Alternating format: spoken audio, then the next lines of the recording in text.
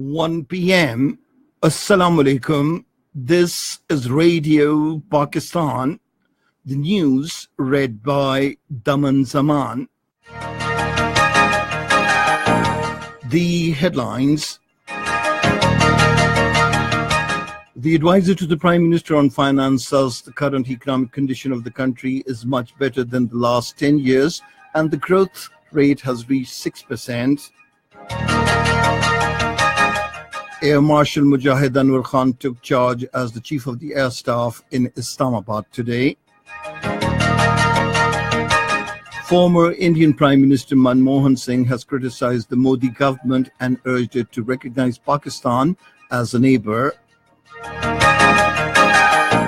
China has elected new economic team as President Xi Jinping kicks off his second term. And now the news in detail. The advisor to the Prime Minister on Finance, Miftah Ismail, has said the country's economy is improving and the growth rate has reached about 6%. Addressing the World Islamic Economic Forum in Karachi today, he said the current economic condition is comparatively much better than the last 10 years. The advisor said the government has taken major steps to address poverty and unemployment issues, besides problems being faced by the business community. He said the steps are also being taken for promotion of industry and small businesses.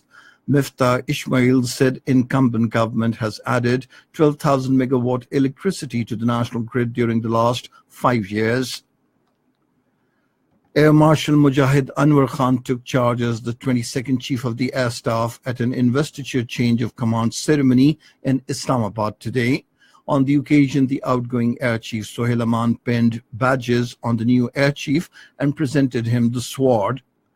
The outgoing Air Chief also reviewed the Guard of Honor. A formation of JF-17 fighter jets presented salute to him. In his farewell speech, the outgoing Air Chief said the Pakistani Air Force is equipped with sophisticated weapons and highly skilled professionals, which is ever ready to guard the country's sovereignty as per the aspirations of the nation. Sohail Aman said the production of JF-17 fighter jets is a matter of honor for the country. Air Marshal Mujahid Anwar Khan was commissioned in the Pakistani Air Force in December 1983, and he is the recipient of coveted Sword of Honor, Best Pilot Trophy, and Chairman Joint Chiefs of Staff Committee Gold Medal from the Pakistani Air Force Academy, Asghar Khan. He has been awarded Hilal-e-Imtiaz Military, Sitara-e-Imtiaz Military, and Tamgha-e-Imtiaz Military. In occupied Kashmir, the chairman of All Parties Hurriyat Conference, Sayyid Ali Gilani, has held the Indian leadership responsible for the prevailing political uncertainty, chaos, and creating war hysteria in the region. Sayyid Ali Gilani, in a statement in Srinagar, condemned the Indian Home Minister Rajnath Singh's statement that forces can cross over the line of control if needed to protect the country's territorial integrity.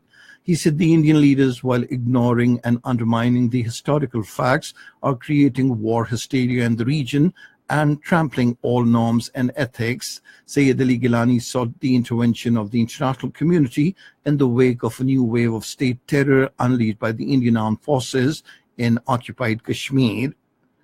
Former Indian Prime Minister Manmohan Singh has launched an all-out attack on the Modi government, saying it has mismanaged the dispute in Jammu and Kashmir.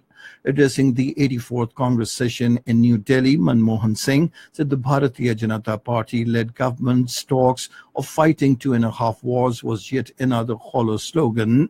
Manmohan Singh said India must recognize Pakistan as a neighbor.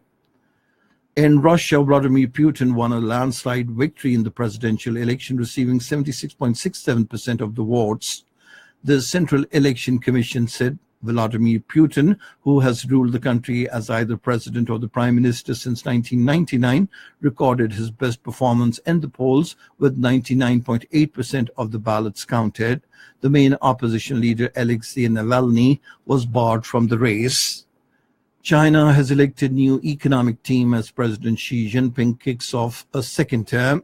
The election of Li Hui, a key confidant of President Xi Jinping by Parliament to be a vice premier, comes as the United States presses China to cut its trade surplus by $100 billion.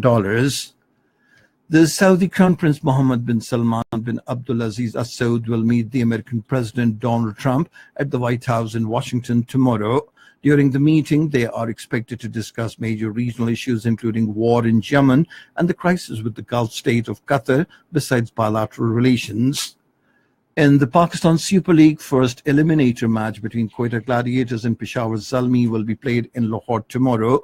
The second eliminator will be played between Karachi Kings and the winner of the first eliminator game on Wednesday at the same venue. Islamabad United have already reached the final of the league, defeating Karachi Kings by 8 wickets in Dubai. And that is the end of this news bulletin. For more news and analyses, log on to our website, radio.gov.pk, and you can also watch the live video streaming of our bulletins on the link, facebook.com/Radio Pakistan News Official.